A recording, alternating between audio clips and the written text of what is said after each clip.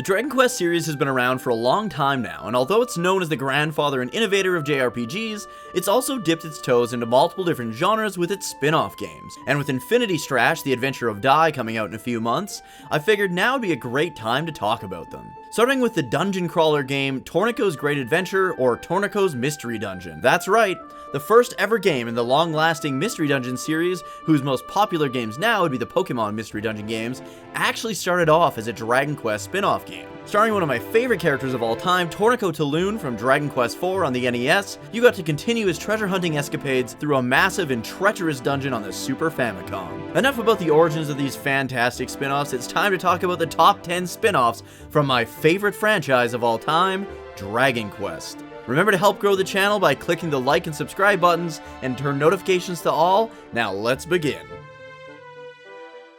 Number 10.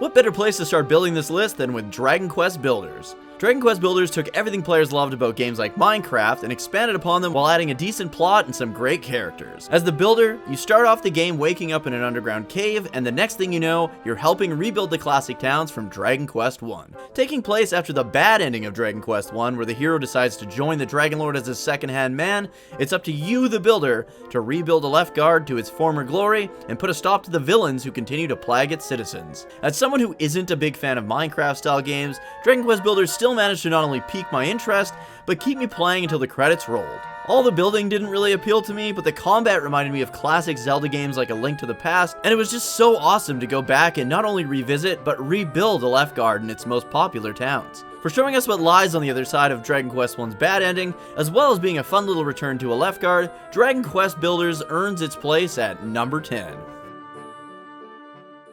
Number 9.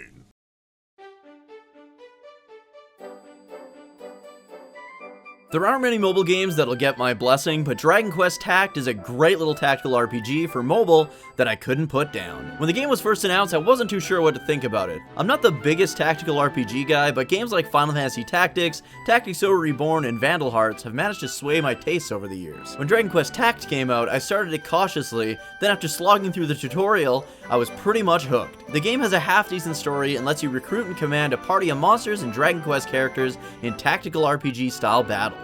My biggest gripe with tactical RPGs are how long some of the battles can last. But in Dragon Quest Tact, the battles are so quick and streamlined. Each monster and character has their own stat bases, abilities, and spells, so you're constantly wanting to level them up and recruit new party members. Some of the boss fights and side quests were tough as nails as well, but it's always worth the hassle. I haven't played this game in about a year or so, but from the looks of its Twitter page, it's still going strong.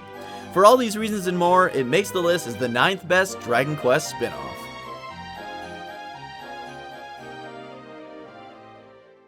Number 8.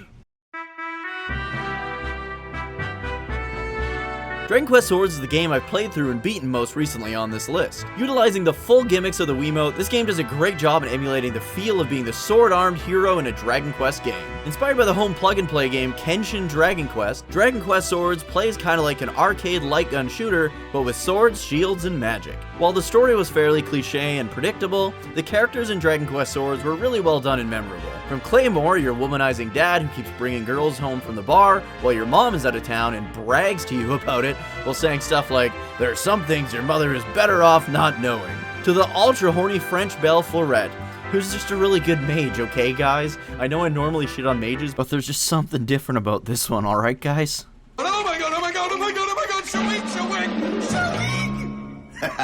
Now that is a big boner. This game will have you laughing your ass off and trying out all the different paths in each area to unlock and craft the best weapons and gear the game has to offer. The only real downside to this game is how sore your arm will get after trying to play it for more than 2 hours at a time. For having that great Dragon Quest feel, while also being an impressive arcade-style shooter, Dragon Quest Swords had to make the list.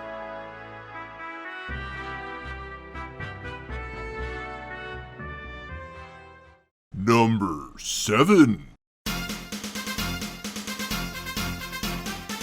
Despite confusing modern fans by being a part of the Slime Mori Mori spin-off series and not the Dragon Quest Heroes series, Dragon Quest Heroes Rocket Slime was an incredible fun little change of pace for the franchise. In Rocket Slime, you play as a little slime named Rocket, and you use the touchscreen capabilities of the Nintendo DS to smash and interact with all the people and objects of the game.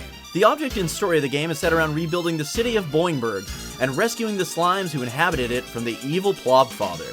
This leads to encounters with multiple other gangs, but the best part of Rocket Slime is in its combat. You see, these aren't just regular run-of-the-mill monster battles you'll be engaging in. Oh no. Rocket Slime is all about building, manning, and battling gigantic tanks. Every gang has their own main tank, and during the tank battles you can launch multiple different objects at your opponent's tank, as well as boarding it, slapping them around, and taking out their tank from the inside. These tank battles are an absolute blast, and the game even references other great Square Enix titles like Chrono Trigger having its own dedicated tank. Despite being as fun and intriguing as it is, Rocket Slime's sequel involving gigantic battleships sailing the high seas on the 3DS was never released outside of Japan. I would have loved to include it on this list, but unfortunately I haven't been able to play it yet. So who knows, stay tuned on my YouTube channel, as I'm hoping to someday play and review this great looking game as well. Number 6.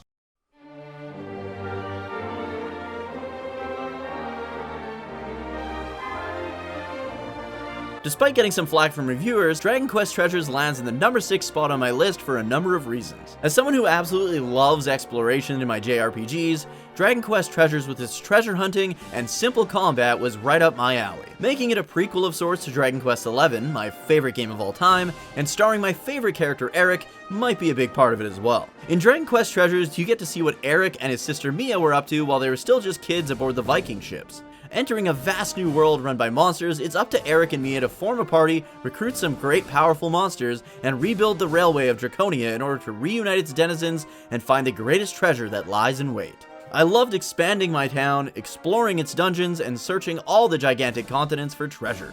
The treasure itself is made up of countless different weapons, armor, character statues, and artifacts from all the different Dragon Quest games. I was always on the hunt for my favorite items and character statues, which drove me to continue playing late into the night. Each monster in your party has their own special abilities, which help you traverse the land, as well as having their own spells and abilities in battle. Which is a good thing, because there are a number of different gangs who are also out to get the treasures of Draconia. If you stay out too long, they'll even manage to track you down and attack, attempting to steal the treasure you're carrying. Heck, they'll even raid your main base from time to time, so you'd better be on your guard. Honestly, I loved every minute of this game.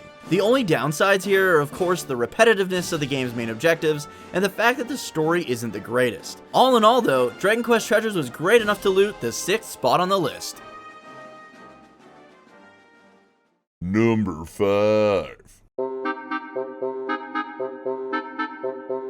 Dragon Quest Builders 2 took everything the first Builders game did and absolutely knocked it out of the park, streamlining the way you build and upgrade your towns, and making the combat and ways you traverse its world much more enjoyable. This game also has a really well done story that acts as sort of a sequel to Dragon Quest II. You're back as a new builder, and this time you're teamed up with the god of destruction himself, Malroth, to help out the people of Torland. There are big bads around every corner, but with the ability to build elaborate booby traps, you can now take on hordes of enemies that try to take out your largest towns and castles. You can even craft vehicles in this game. I loved going to all the different worlds, inviting my friends along the ride for some multiplayer action, and recruiting new party members and taking them back to my main bases. Dragon Quest Builders 2 has a little bit of everything for everyone. The building is probably the best out of any crafting or building game I've ever played. The simple classic Zelda-style combat is back, but with more options at your disposal, and I can't give enough credit to the great story this game tells in relation to Dragon Quest 2. This game is so good it made me want to go back and replay Dragon Quest 2, and Dragon Quest 2 is not among my favorite Dragon Quest games. For all this, Dragon Quest Builders 2 stands strong at number 5. Number 4.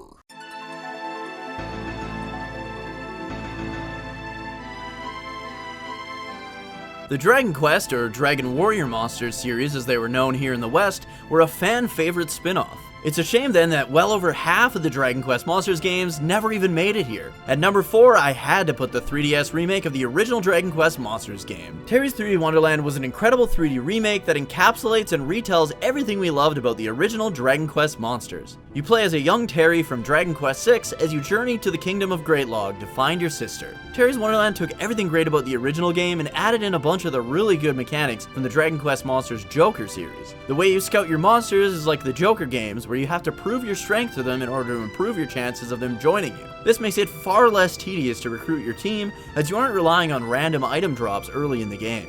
The great breeding system is back, but now you can pass down traits from all the different monsters and monster families you've bred. The customization here is off the charts and puts more popular monster taming series like Pokemon to shame in my opinion. Despite not having the greatest story, Dragon Quest Monsters Terry's 3D Wonderland is a grand adventure with your favorite monsters and deserves its place here at number 4. Number 3.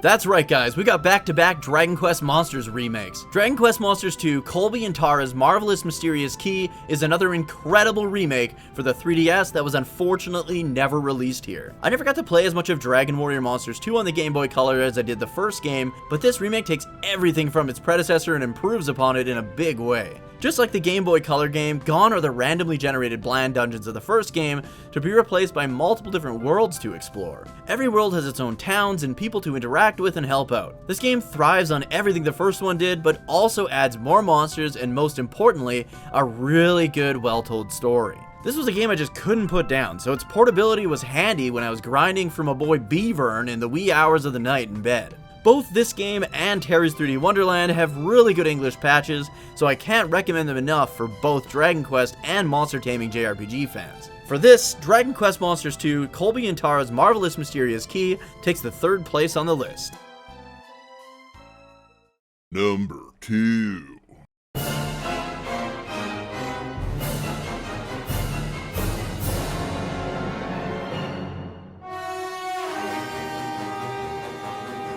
It's hard to show or even find footage of this game, but Dragon Quest VR was one of the greatest experiences of my life. Taking place in Dragon Quest III's World of Darkness, you play as a party of warriors, a mage, and a cleric on your journey to save the land from the evil Zoma. This was by far the best VR game I had ever played. I played it in a VR arcade in Japan with my wife and 2 strangers. My wife was the mage, the young kid with us was the warrior who eventually ended up getting Erdrick's sword, his dad was the cleric, and I was the warrior who ended up getting my favorite sword of all time, the Zenithian sword. It couldn't have worked out any better. The way it played really felt like you were there, surrounded by monsters in the world of Dragon Quest.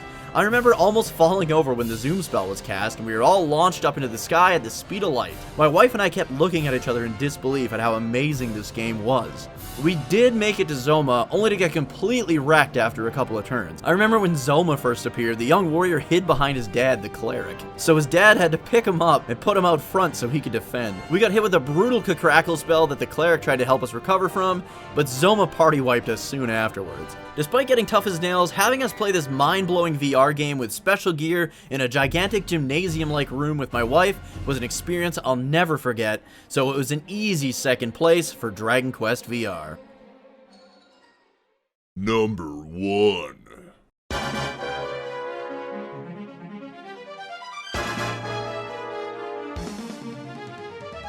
Number 1 is none other than Dragon Quest Heroes 2. Heroes 2 surpassed the original mess that was Dragon Quest Heroes in every single way. This game has great original characters who interact with the classic characters we love from all the different Dragon Quest games. And even some we don't love, like Maribel, but she can use boomerangs in this game, so she's actually pretty cool. Heroes 2 has a really good story and world, but most importantly, it has a multifaceted job class system, harkening back to great games like Dragon Quest 3, 7, and 9. Not only do you have a ton of different job classes you can level up and unlock, your weapon proficiency also has its own levels and abilities to learn and master. There's a lot of vast areas to explore and treasure to be found. For a grind whore like myself, Dragon Quest Heroes 2 checks every box with all its classes, weapons, and customization. It also added online co-op for some of the story battles and online exclusive quests and legacy boss fights. I can't overstate just how goddamn good this game is. If you're a fan of Dragon Quest, Dynasty Warrior style games, or even just good big action RPGs with fast and crisp combat, you've gotta check this game out. For For being so damn good, it even beats out some of the mainline entries in the Dragon Quest series. Dragon Quest Heroes 2 stands atop the podium as the greatest Dragon Quest spin-off game of all time. From monsters to job classes to abilities to having a great story involving your favorite Dragon Quest characters in an epic crossover event, Dragon Quest Heroes 2 really has it all.